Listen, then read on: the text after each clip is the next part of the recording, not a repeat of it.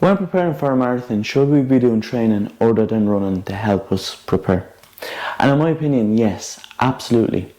The reason being is that there's so many different factors that contribute to our overall running performance, such as form, posture, leg strength, core strength, mobility, and the list goes on. In this video, I'm going to walk you through all the different types of training I'm doing leading up to the Amsterdam Marathon in October, other than running. The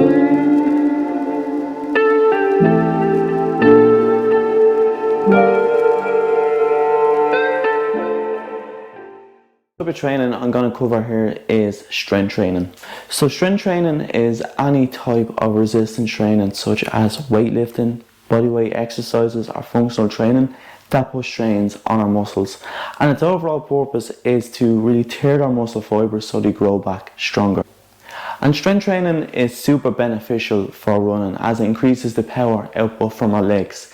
It literally means that we get more from our stride and puts more spring in our step. It's also great for injury prevention as well. The reason being is that when we run, it puts massive impact on our body, bones and legs.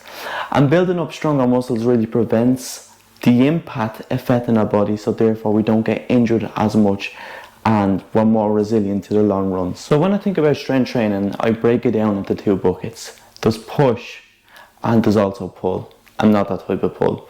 Push is really focused on the muscles in the front of our legs and to a certain extent our calves as well. So in the front of our legs we have our quads. And then when it comes to pull exercises, it focuses on all the muscles in the back of our legs, our hamstrings, our glutes and our lower back. With that said, push exercises are super important for building up our quads. The reason being is the quads are like the suspension of our body when we run. They take the impact as our legs hit the ground and keep our knees stabilised and our hips in place.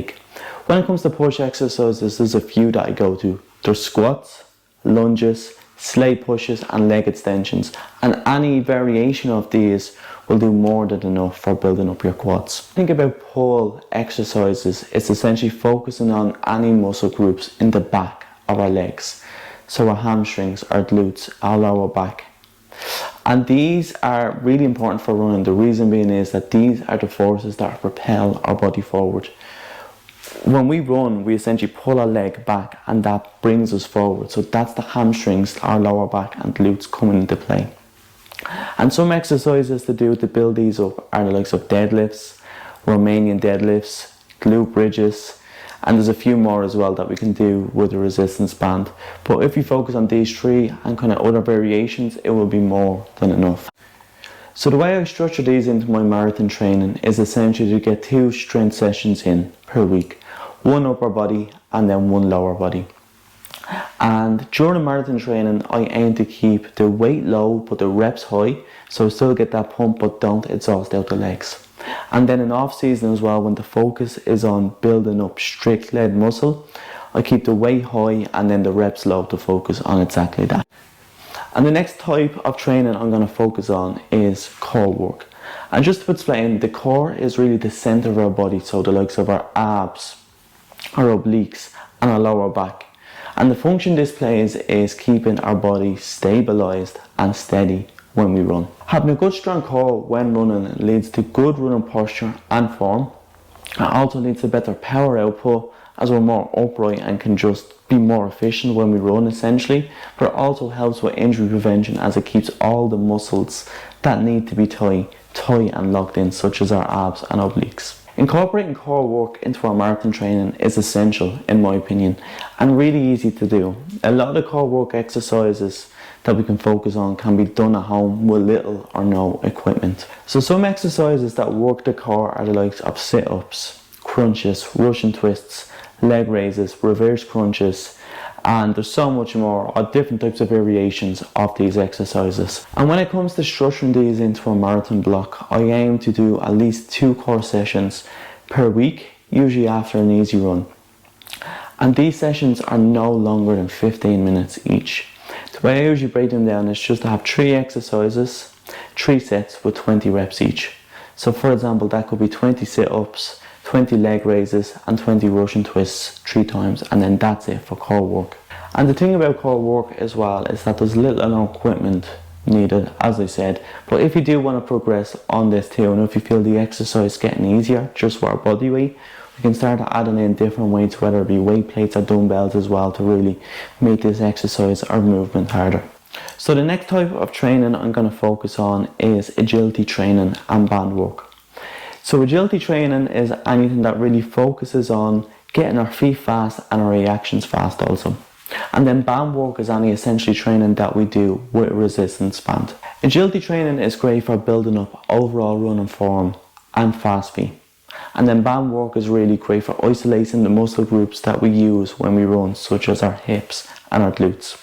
And both band work and agility training builds up our fitness and leg endurance. So when it comes to agility training, my go-to is using an agility ladder.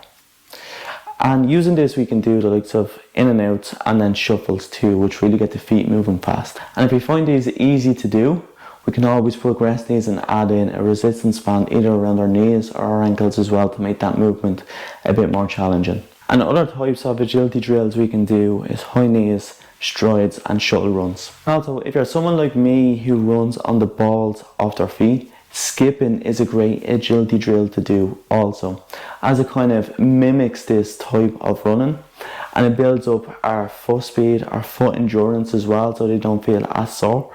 But it builds up our calves as well, so you can also take that pressure of running on our toes. And when it comes to resistance bands, these are great for building up leg endurance, and then the smaller muscle groups, the likes of our calves and our hips and then our glutes also. And building these up leads to better running balance, form and coordination when we move. Some types of resistance bands exercises that I usually lean on are the likes of, say, clamshells, crab walks, or just fast feet with resistance bands also.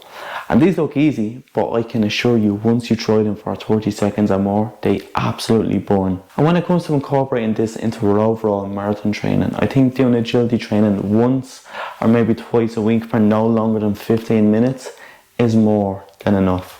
And I usually aim to get it done after an easy run, so it's not too strenuous on the legs. And the last type of training that I want to focus on for now is mobility work. Mobility training is any sort of exercise that we do with the focus of increasing our range of motion and flexibility. So what's the difference between mobility and stretching? So stretching focuses on lengthening out the muscles, while mobility does this, it also focuses on building up our muscle strength, but also building up the muscle and tissues around our joints. Mobility training is great for running as it improves running efficiency and form. It's also great for injury prevention too, as it prevents muscle imbalances. And what muscle imbalances are is that when you have a weak muscle, a stronger muscle group really compensates for this not doing its work. For example, if you have weak glutes, it's your hamstring or glutes doing more work than they should to compensate for this. Mobility training allows you to train your different muscle groups in isolation to prevent this. And there's different types of mobility training that we can do, such as yoga, foam rolling, pilates, flow movements, animal movements, and the list goes on. And we can break it down even further as well, where there's different drills we can do for different muscle groups. For example, my weakness and where I always pick up an injury is my left glute. So I do a lot of mobility work on this and the muscles around, just to build up so there's no muscle imbalances there. So when it comes to mobility training, I aim to get it done before running. So for example, if I'm going for a long run, I try to get some sort of foam rolling in and then flow movement also, just to get the body good to go and active. And especially if I'm going for a run in the evening after working from home where I'm sitting down all day, I try to get some mobility in so the body's not as stiff, not in that way, as it would be if I just go up and ran after sitting down all day, which is just a recipe for injury. So mobility work doesn't need to be more than 5 or 10 minutes just before a run. Think of it as an active warm-up, just to get the body moving before we kick on and get our steps in. So that's it for today's video. Just to summarize, it's strength training, mobility, band work and agility work, and then also core work are the different types of training I do preparing for a marathon other than running. I'd love to get your suggestions and opinions on what you do and what you find beneficial, and I might even do a part 2 of some other stuff that I do also. But if you like this video, please like and subscribe, and then share it about as well. The more people that see this, the more it helps the channel and selfishly me, but hopefully it helps more people get value from the content that I post. But for now, thank you, and then see you on the next one.